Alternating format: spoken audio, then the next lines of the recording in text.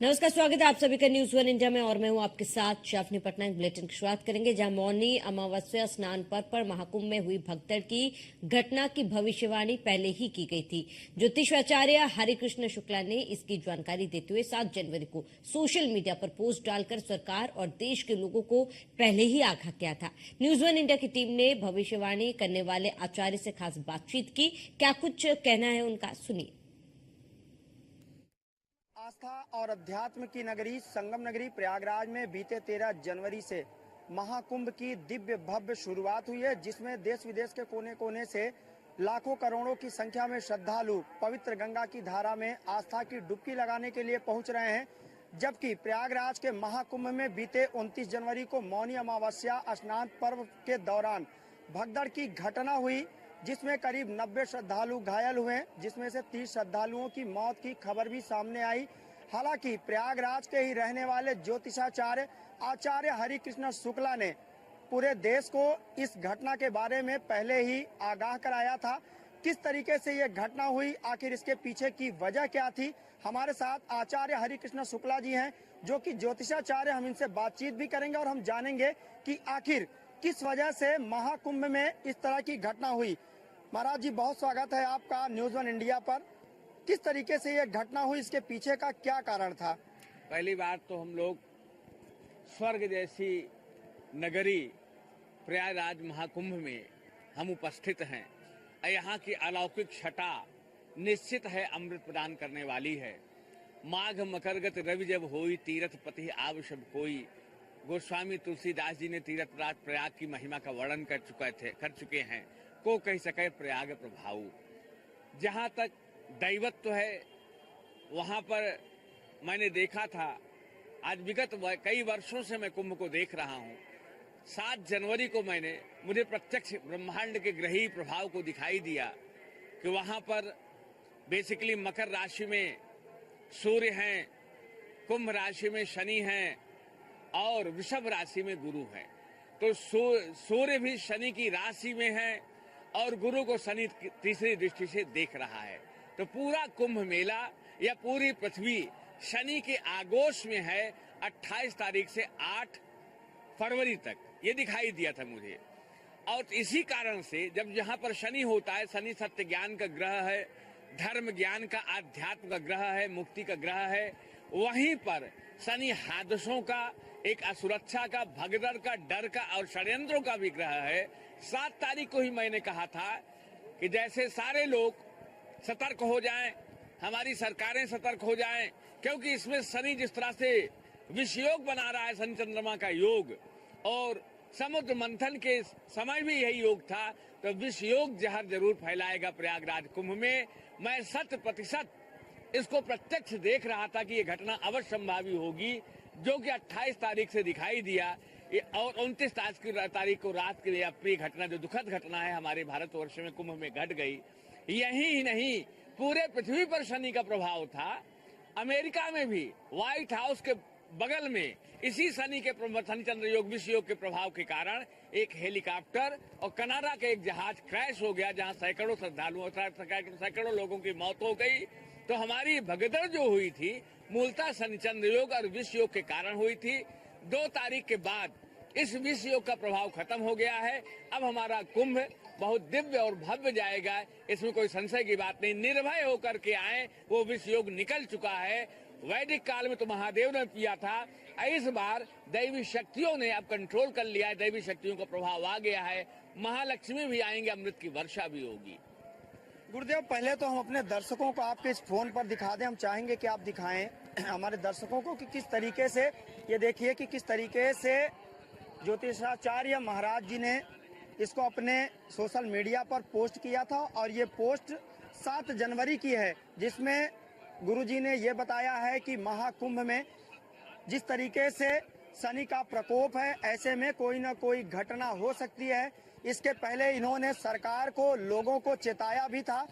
तो गुरुजी, एक और सवाल है, क्योंकि लगातार जो महाकुंभ में श्रद्धालुओं की संख्या है वो लगातार देखने को मिल रही है और आज 24वां दिन है। करीब 38 करोड़ से अधिक श्रद्धालु संगम में आस्था की डुबकी लगा चुके हैं और आगामी 26 फरवरी तक इस दिव्य भव्य महाकुंभ का आयोजन होना है, तो क्या आने वाले दिनों में भी इस तरह की कोई घटना होने के कोई आपके आसार? विश्व योग समाप्त हो गया है और कुंभ का अब अमृत योग शुरू है।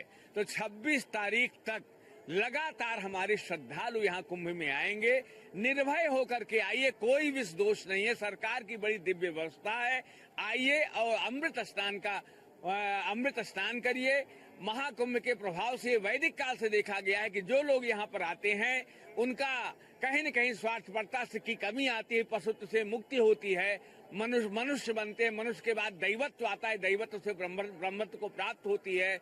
यहाँ पर अगर रहेंगे तो यहाँ पर जो ग्रहों का चुंबकीय प्रभाव है, इसके द्वारा आपके हृदय में एक अंतर्दृष्टि आएगी, जिससे आप अपने अंदर रहने वाली आत्मा का और ब्रह्मांड में रहने वाले ब्रह्म का दर्शन कर सकेंगे, ब्रह्मांड का दर्शन कर सकेंगे। इसी को मृत्योर माँ अमृतम गमय कहा गया है। आत्मा चूंकि अमर है, अंतर्दृष्टि यहाँ जो प्राप्त होगी, अगर उसके द्वारा आप शरीर के अंदर विद्यमान आत्मा के दर्शन कर सकें, ब्रह्मांड में विद्यमान ब्रह्म का दर्शन कर सकें, यही अमृत का महत्व है। संतों की कृपा है। यहाँ पर प्रयागराज गंगा यमुना सरस्वती का पावन जल है। मकर रेखा यहीं से गुजरती है। भगवान भास्कर ऋषि में है, शनि है जो मूलतः अमृतत्व के कारक हैं, और गुरु हैं। सारे ग्रहों का प्रभाव अब दिव्य महाकुंभ को बना रहा है, कोई डाउट की बात नहीं है। अब महाराज जी, घटना से नकारा नहीं जा सकता। जिस तरीके से यहाँ पर भगदड़ की घटना हुई, ऐसे में चाहे वो विपक्षी दल हो या तमाम जो इसमें राजनीतिकरण कह लें, वो हो रही है, तो आपको क्या लग रहा है कि सरकार की इसमें कहां से खामी सामने आई है? पहली बात तो ये हमारे सनातन धर्म का परम पवित्र पर्व है, धर्म का पर्व है और महाकुंभ है ये। मुझे नहीं लगता कि संसद को इसके बारे में, जो हमारे लोग संसद में राजनीति कर रहे हैं, क्योंकि हमारे धर्म का विषय है, तो इनको राजनीतिक टिप्पणी करने का कोई अधिकार नहीं है। जहां पर 10 करोड़ लोग एक जगह पर रहेंगे, हमारा ये सनातन धर्म की बात है, इस पर राजनीति करना कतई शोभा नहीं देता। जो कांग्रेस ने किया है, जो सपा कर रही है, जो उद्धव ठाकरे के संजय राउत कर रहे हैं, कहीं न कहीं हमारे सनातन धर्म को, प्रयागराज कुंभ को बदनाम करने का प्रयास कर रहे हैं। घटना घटी, निश्चित घटना घटी, जहां 10 करोड़ की भीड़ होगी, निश्चित भगदड़ हुआ। हमारी सरकार की चैतन्यता के कारण और के बाद सजग रहने के कारण जहां अथाह संख्या में मौतें होनी थी, वहां 30 मौतें केवल होकर रह गई। हमारे सरकार की त्वरित कार्रवाई के कारण यहां कुंभ मेला में अग्निकांड हुआ, सरकार ने 10 मिनट के अंदर ठीक कर लिया। भगदड़ को आधा घंटा के अंदर कंट्रोल कर लिया। हमारे सनातन धर्म को बदनाम न किया जाए, ये धार्मिक आयोजन है। अभी 2023 में मक्का मदीना में इतनी घटनाएं घटी थी, कोई राजनीति नहीं हुई। हमारे धर्म के बारे में हमारी संसद में जो राजनीति हो रही है, ये महान निंदनीय है। ये लोग स्वयं मुस्लिम तुष्टीकरण की राजनीति करते हैं, हिंदुओं का अपमान करते हैं। हमारे वामपंथी लोग हैं, इनको यहाँ कुंभ के बारे में बोलने का कोई अधिकार नहीं है। योगी जी ने जो कार्य किया है सुरक्षा की दृष्टि से, व्यवस्था की दृष्टि से, वो बहुत अतुलनीय है, बहुत दिव्य है।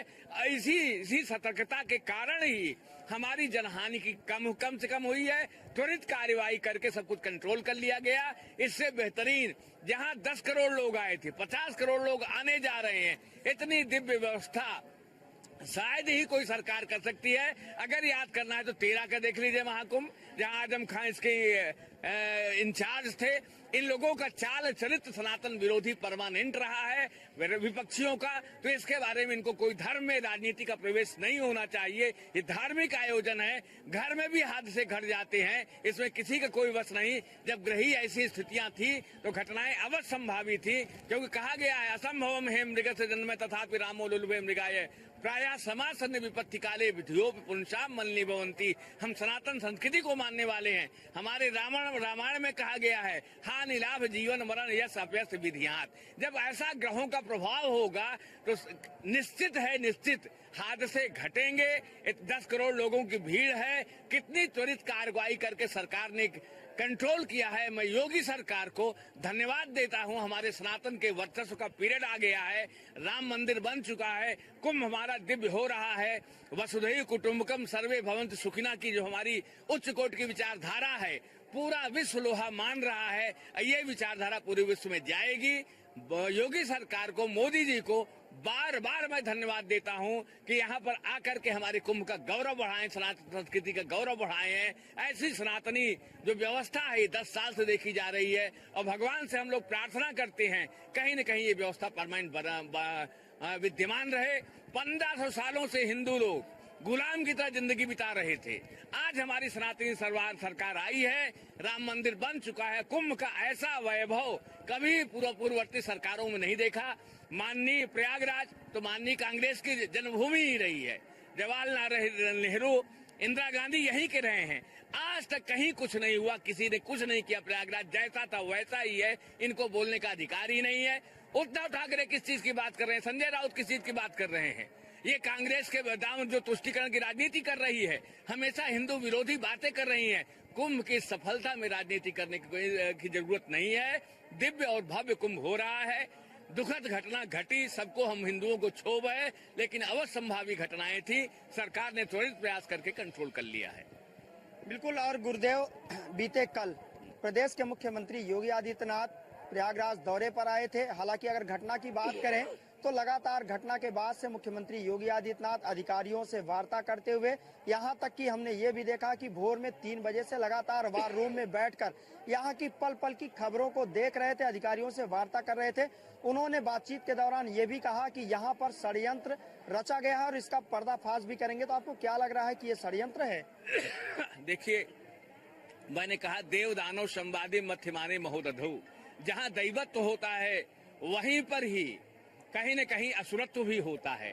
तो आज हमारे सनातन धर्म से जेलसी करने वाले लोग जो वामपंथी हैं, कांग्रेस जेलसी कर रही है, जो अन्य विपक्षी पार्टियां सब कुंभ से जेलसी कर रहे हैं, तो षड्यंत्र को नकारा नहीं जा सकता।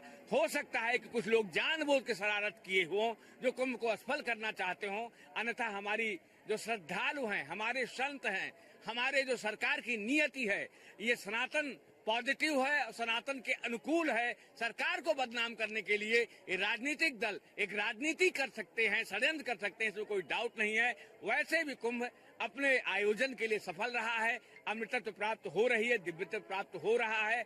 इसलिए सरकार को दोष न दे करके उन शरारती तत्वों को देखा जाए जिन्होंने आग लगाने का प्रयास किया है, जिन्होंने जहर करने का प्रयास किया है।